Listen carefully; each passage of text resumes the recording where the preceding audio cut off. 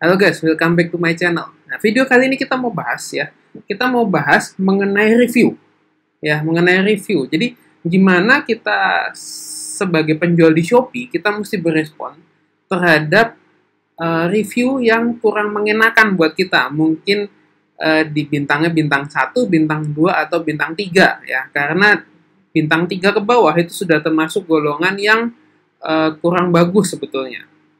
Nah, sebagai penjual, gimana sih kita mesti berespon seperti ini? Jadi, saya udah rangkum buat teman-teman ada kurang lebih 4 cara. 4 cara untuk berespon terhadap review yang ini, review yang seperti ini. Ya, gimana kita mesti berespon. Ya, tapi sebelumnya teman-teman mesti tahu dulu, teman-teman mesti ngerti dulu duduk ceritanya itu gimana. Prosesnya gimana. Review dari pembeli itu siapa yang sebetulnya bertanggung jawab. Ya, siapa dalam arti siapa yang dalam tanda kutip yang salah dalam perkara ini. Kalau memang sebagai penjual, kalau saya nih ya, saya pribadi, kalau saya sebagai penjual, saya salah. Misalkan barang yang saya kirim merusak, saya dapat review jelek, ya saya nggak apa-apa, saya terima. Karena memang itu salah saya, gitu kan ya. Tapi kalau misalkan bukan salah kita, tiba-tiba pembeli tidak ngomong apa-apa dan tiba-tiba ngasih review jelek, mungkin ada penjelasan juga yang sebetulnya tidak masuk akal menurut kita. Nah, itulah yang mestinya kita tindak lanjuti. Ya, karena kan memang salahnya kalau saya penjualnya, misalkan kejadian saya sebagai penjualnya, kalau salahnya bukan di saya boleh menindaklanjuti itu. Gitu ya. Ingat ya teman-teman ya. Mesti tahu dulu ini kasusnya. Ya, kalau salahnya itu di kita, contoh misalkan ini di saya mesti terima dan saya justru kewajiban saya buat saya minta maaf ke pembeli, gitu ya. Itu justru kewajiban. Tapi kalau kasusnya adalah memang bukan salah di penjual, tapi pembelinya yang cari-cari sendiri, pembelinya mungkin nggak sopan, mungkin pembelinya sendiri yang yang mungkin jarang belanja, mungkin jarang belanja dan nggak ngerti, mungkin pengiriman itu butuh waktu, mungkin dia minta cepat-cepat ya. Banyak yang terjadi ketika kita juga beli online. Sebetulnya banyak yang terjadi. Dan parahnya juga kadang-kadang ada juga kompetitor yang beli produk kita dan tiba-tiba dia kasih bintang 1 atau bintang 2 gitu ya. Dan ngomel macam-macam di produk kita ada juga loh. Ada juga, saya pernah dengar cerita ada juga yang begitu. Dan akhirnya produk kita jadi bintangnya berkurang gitu. Dan memang efeknya itu cukup berasa buat kita sebagai penjual, cukup berasa karena kalau kita dapat bintangnya turun nanti akan mengaruhi produk kita dan produk kita jadi kurang diminati pembeli yang berikutnya itu jadi aduh lihat reviewnya kayak begini ya, aduh ini gimana kok reviewnya begini, mau beli nggak ya? Ya kan jadi begitu kan, jadi berpikir begitu.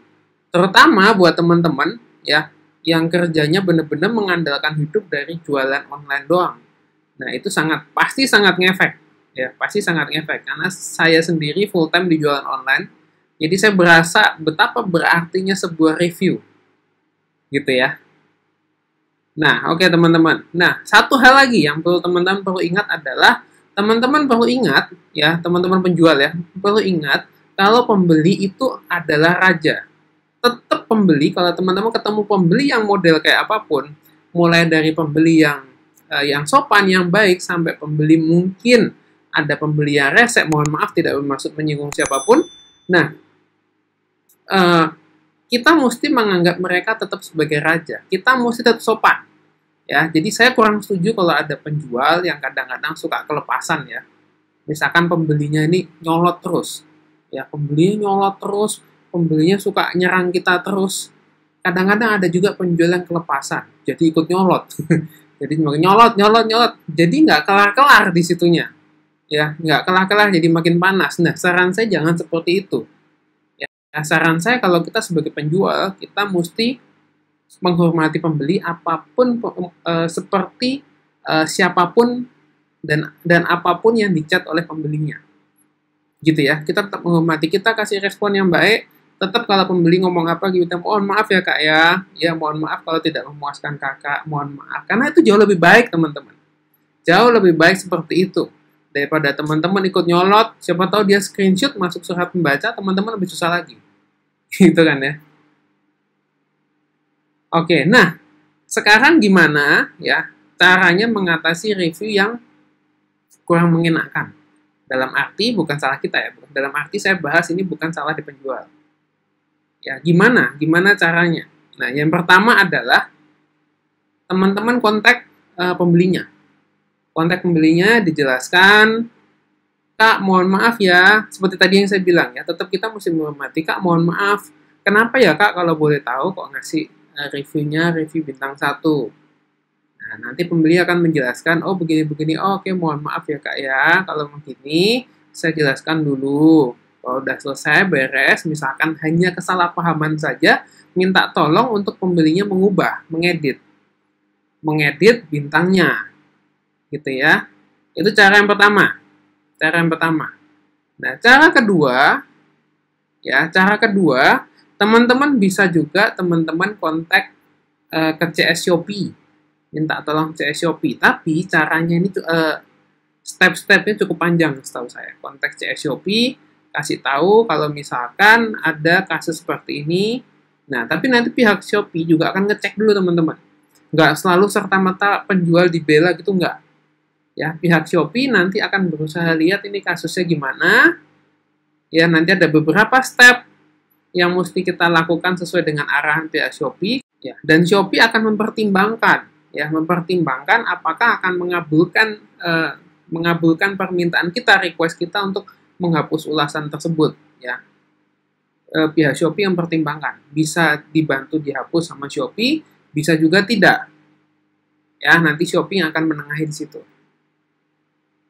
Oke, nah lalu itu tadi yang kedua ya. Yang ketiga, cara yang ketiga adalah hapus produknya. Cara yang ketiga hapus produknya. Terutama kalau teman-teman baru upload produknya. Ini buat khusus untuk yang produknya masih mungkin yang reviewnya belum banyak. Ya, yang reviewnya belum banyak. Misalkan saya baru upload produk hari ini, besok ada yang beli dan orang itu tiba-tiba ngasih review bintang 1. Kalau saya jadi penjualnya, saya nggak mau repot-repot, saya hapus aja produknya. Supaya bintang 1-nya itu nggak kelihatan. Saya bikin produk baru lagi yang serupa, jadi istilah saya copy, saya bikin produk baru lagi. Walaupun nggak ada bintang, nggak apa-apa.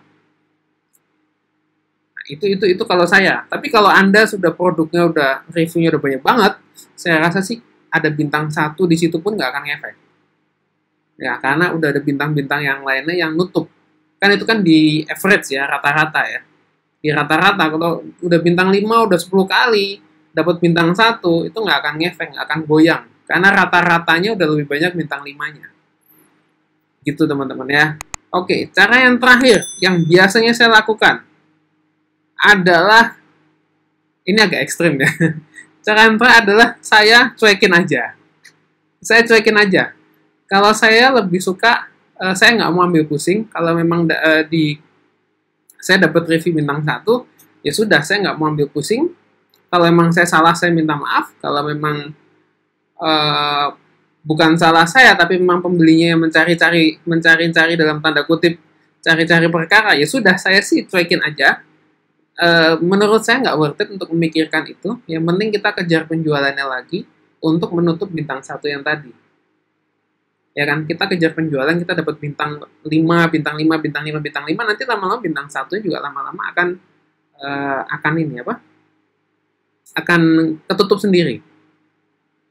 Gitu. Itu kalau versi saya paling suka yang terakhir tadi. Itu yang biasa saya lakukan. Oke, nah itu kurang lebih itu versi saya teman-teman.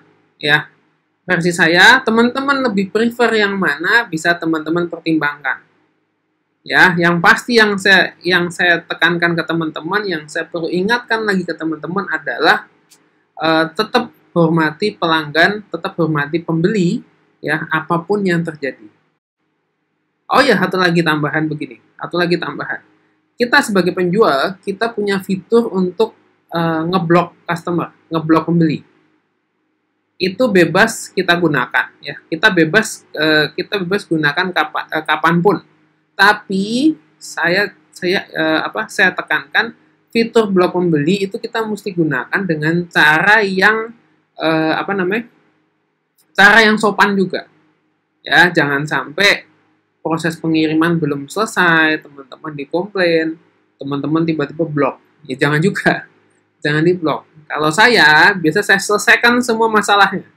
Selesaikan semua dulu masalahnya. Oke, selesai, ya. Selesai, udah nggak ada masalah lagi. Selesai semua, oke. Udah, saya biarkan dulu beberapa hari. Kalau memang tidak ada kelanjutan lagi, ya, baru biasa saya blok. Biasa itu yang lakukan, saya blok. Ini dalam arti kalau menurut saya customer-nya ini kebangetan ya. Menurut saya customer kebangetan, saya blok. Kenapa saya blok? Dengan tujuan adalah supaya nanti ketika customer cari barang lain, itu tidak mampir lagi ke tempat saya. Karena di blok itu berarti tidak bisa message saya, tidak bisa belanja di toko saya. Itu maksudnya begitu. Nah, itu hak yang diberikan Shopee kepada penjual untuk melakukan itu. Oke teman-teman, nah semoga video ini bermanfaat. Saya mohon maaf tidak bermaksud menyinggung siapapun. Kalau ada yang tersinggung di video ini, saya mohon maaf. Ya, saya berharap video ini bisa bermanfaat terutama untuk penjual. Ya, penjual terutama penjual di Shopee maksud saya. Oke, thank you teman-teman. Ya, sekian video kali ini. Semoga bermanfaat. Sampai jumpa di video berikutnya. Bye-bye.